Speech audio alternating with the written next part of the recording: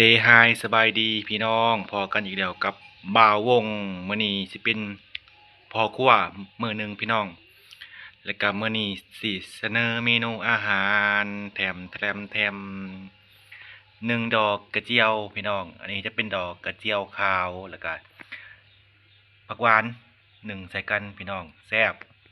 อยู่บ้านบ่าววงจะมีแต่ดอกกระเจียวขาวเด้อดอกกระเจียวแดงบ่มีนะจ๊ะม ดอกกระเจียวแดงบ่มีแต่ดอกกระเจียวขาวแม่เพิ่นไปหาเมื่อเช้านี้พี่น้องเพิ่นว่าไว้หนึ่งกินแรงแล้วก็เมนูพระเอกก็คือแทรมสีแกงเฮ็ดพี่น้องแกงเฮ็ดปวกที่ไปหามื้อเช้านี้บ่ได้ไปหาเด้อไปซื้อพี่น้องไปซื้อเขามาเดี๋ยวสิกินแบบแซ่บๆมื้อนี้สิเฮ็ดให้พี่น้องเบิ่ง อันนี้ของโปรดบ่าววงก็คือดอกกระเจียวขาวพี่น้องแซ่บสีบ่ขึ้นคือดอกกระเจียวแดงเด้นี่นะโอ้ยเบิดเท่านั้นแหละพี่น้องแล้วก็มีเขียดแต่ว่าบ่ฮู้เศษยังกินอ่ะเอาไว้มื้ออื่นซะเขียดนี่นะมื้อนี้มีแนวกินหลายแหละแล้วก็อยู่แต่สองคนพี่น้องอยู่เฮือนมีแต่บ่าววงกับแม่สองคนเพราะว่าหัวหน้าหรือว่าพ่อบ่าววงไปขายเครื่องเนาะ โอเคเดี๋ยวสิเฮ็ดแซ่บๆมื้อนี้แต่ว่าเขียดนี่ผ่านไปก่อนบ่กินเขียดมื้อนี้เราจะกิน2อย่างนี่พี่น้อง1ผักหวานใส่ดอกกระเจียว1ดอกกระเจียวใส่ผักหวานอันเดียวกันที่บอกแล้วก็แกงเห็ดปวกเดี๋ยวเฮาเอาดอกกระเจียวใส่ขวดกับพี่น้องอยู่บ้านเฮาบ่ได้มีซึ่งเด้อเพราะว่าบ่ได้ซื้อมาใส่ขวดแทนพี่น้องนี่ใส่ลงไปนี่ดอกจะดอกกระเจียวขาวเพิ่นจะบ่ขึ้นทอดอกกระเจียวแดงเด้อพี่น้องก็แล้วแต่คนมักบางคนก็มักกระเจียวแดงบางคนก็มักกระเจียวขาวเพราะว่าความแซ่บแต่ละคนก็บ่คือกันนะ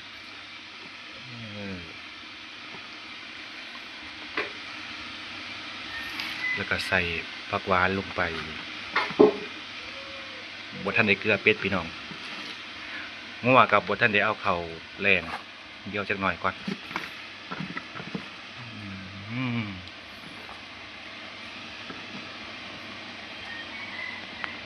คั่วก็อยากดำๆนี่เด้อพี่น้องเพราะว่าควันไฟอ่าควันไฟจินายปัดสีดามาว่าอ้าวคั่วบ่าวงคือแหล่คือดำแท้โอ้ยมันเป็นเรื่องปกติของเฮือนคั่วพี่น้องเป็นควันไฟนี่อยู่หน้าโอ้ยอันนี้หกอันนี้เฮือนอันนาบาวพี่น้องนี่โอเคเดี๋ยวถ้ามันสุกจะข้าวสุกแล้วพี่น้องสุกแล้วดอกกระเจียวกับผักหวานเดี๋ยวสิมาแกงเห็ดปวกใส่มะเขือลงไปพี่น้อง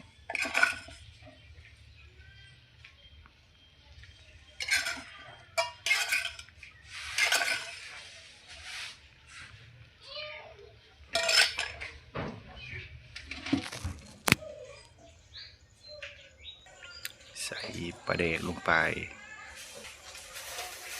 ที่พอไปเติมพี่น้องใส่พวงวิเศษลงไปอ๋อ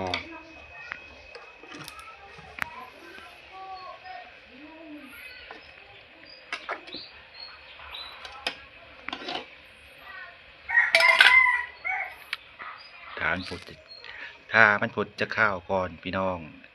แล้วจังคาล่นหรือว่าคนบ้านบ่วงเอิญคาล่นบางท้องถิ่นกะว่าคนอ่าใส่เกลือน้อยหนึ่งเพื่อความเค็มแม่นบอกเสียดายแต่บ่มีผักสไลด์หรือว่าผักมะละพี่น้องหรือว่าผักใส่หลายท้องถิ่นก็เอิ้นบ่คือกันแต่ว่าบ้านบ่าวงเอิ้นผักใส่หรือว่าผักสไลด์ก็ได้อืมโอ้ยหิวข้าวแล้วพี่น้องบ่ได้กินข้าวเที่ยง เก็บทองไว้กินแกงเห็ดแต่ว่าโมก็โทรมาให้ไปกินยังก็ต้มไก่โมที่ไปซื้ออันเฮ็ดน้ำกันนั่นล่ะหั่นล่ะพี่น้องมีทั้งอันต้มไก่แล้วก็อีหยังเฮาอันบ่าวงก็บ่ซื้อแล้วแหมเดี๋ยวกินข้าวแลงก็สิไปเล่นน้ำเพิ่นบ้านก็บ่ไกลกันดอกพี่น้องประมาณ15 ลักหรือว่า15 กิโลอืมตอนนี้น้ำกำลังเดือดเหมือนอารมณ์คนพี่น้องมือก็เริ่มสั่นแล้วเพราะว่าหิวข้าวมือก็ของแสบเดียวซีมือมันจะหวานพี่น้องมันบ่หึ่นเด้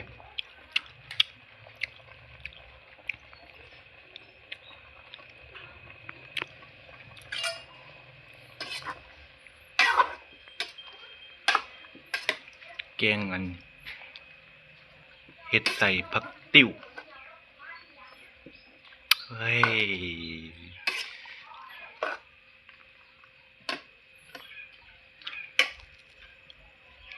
ถ้าจะข้าวพี่น้องจังซิมเบิ่งนะครับ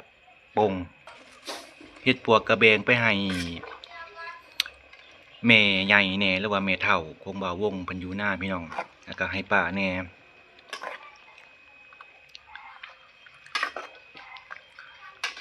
แล้วก็บ่าวงก็เอิ้นน้าสาวมากินน้ำบ่ฮู้ว่าเพิ่นสิมาหรือ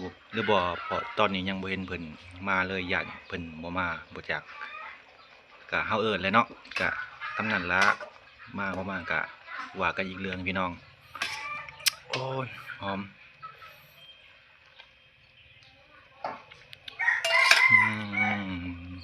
ไผคือบ่ได้ใจอยู่ว่าพี่น้องเขียมันจะข้าวกินแกงเห็ดแล้วก็สิไปกินต้มไก่ต่อมื้อนี้กินเต็มที่เพราะว่ามื้อนี้บ่ได้กินข้าวจักเม็ดพี่น้อง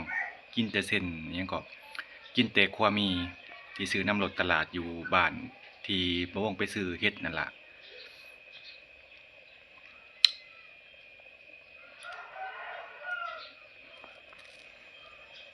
เออ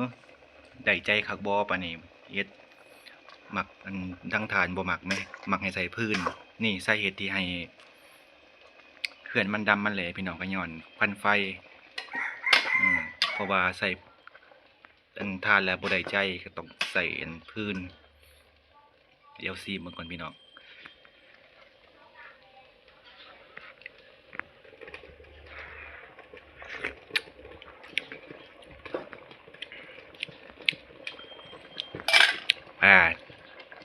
อยากออกจางๆหน่อยหนึ่งเดียวตื่มประแดกก่อน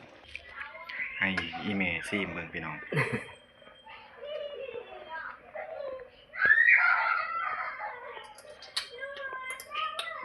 พยายามสิขึ้นอย่าพอละ ตกถ่ายด้วยพักตั้งตู่รอพักอีตู่มีแต่หญ้ามีหญ้าน้ำพอกแล้วก็ใบแมงลักหอมพี่น้อง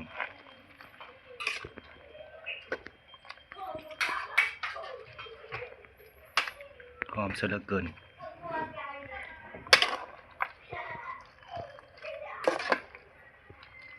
สีมือบ่าววงมาพี่น้องกินข้าวนำกันกินข้าวแรงแต่ว่ากินแต่เว้น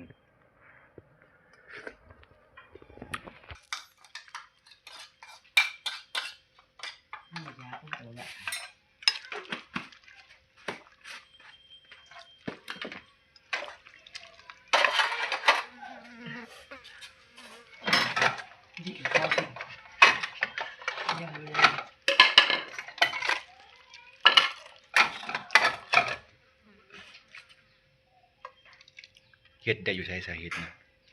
เที่ยงปลาเที่ยงปลายังเข้าไประวังยังไม่ได้กินขวดไหนมันก็ไม่ได้กินกระลำบ่รับยังไม่ให้กินเป็นอยู่โรงงานป่ะอยู่โรงงานแบ่งไปให้ป้ากับน้าสาวก็ได้หยุดพุทธถ้วยพี่น้อง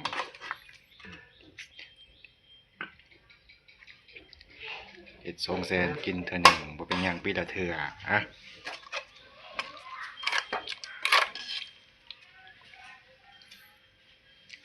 ไม่เป็นไรปีละเทื่อพี่น้องแพงก็จำใจเนาะเพราะว่าอยากโอ้มาพี่น้องกินข้าวแลกนำกันโตแกงเห็ดหนึ่งผักหวานมาพี่น้องกินข้าวนำกันข้าวแรงอันนั้น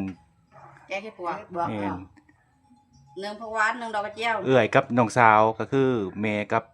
อิหยังก็น้าสาว มาพี่น้องกินข้าวแรงนำกัน แซ่บแซ่บ ก็ทันได้กินซับ กำลังสิกินนี่แกงเห็ดปวก ก็เลยเฉยๆเลยก็นั่นก็คนเขาเอาก็เป็นก็เขาเสีย เห็นไหมเอาเนาะ ถ้าเขาเอาไม่ได้คือเด็ดแล้วเด็ดจริงนี่เอาเนาะ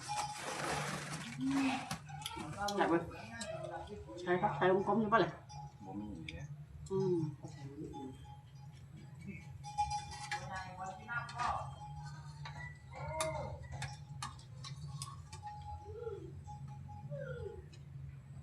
nếu ý cho mà không người ta nếu vị có chuyện có thái หวานจังไงตัวตีน mình có nhắn lại sao chị vậy vậy lên nếp phim và tôi ý bây giờ chị phận sẽ cái này ว่าไปขายเขาขายให้เขาบ่ khai มาแล้วกันจ้ะ nó ship gặp được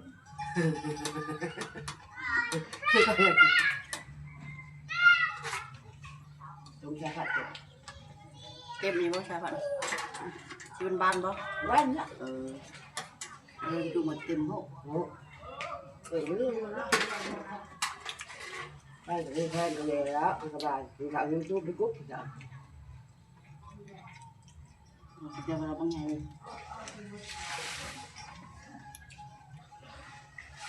มันบ่ขึ้นกระดกกระเจียวแดง เราจะเรียงเสีย อืม อันเรียงอันนางคายที่จะชื่อ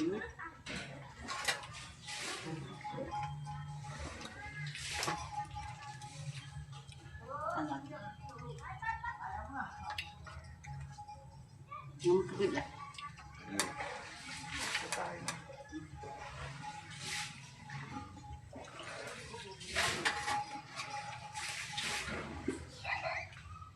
Chứ mà lại bạn đi. Cái gì? โอ้แสนหาคันไปซื้ออยู่พุ่น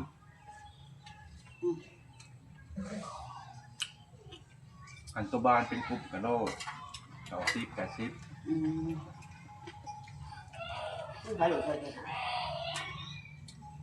Thế là มันคือใช่หรอ เอ๊ะ อืม ตัวจุ่มมาซื้อให้เงิน อืม 200,000 ทำแกง nhỏ lại. อืม Cũng vừa mới ngồi, cũng vừa vừa kìa. Đúng rồi này. แม่อันอีรัดทำลายเกินกุปูนจูบ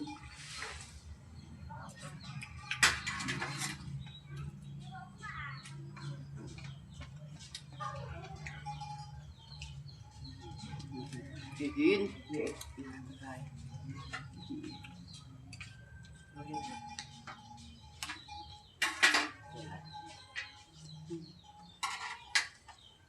Không gỡ gì. เลยกินเยอะพอ โอ้บ่มี อืม Nghe bác đây. Đã tụt độ. Lấy cho phải vậy ạ. Mình ngại đó. อันนี้ว่าไปหา Tôi thấy gì đó.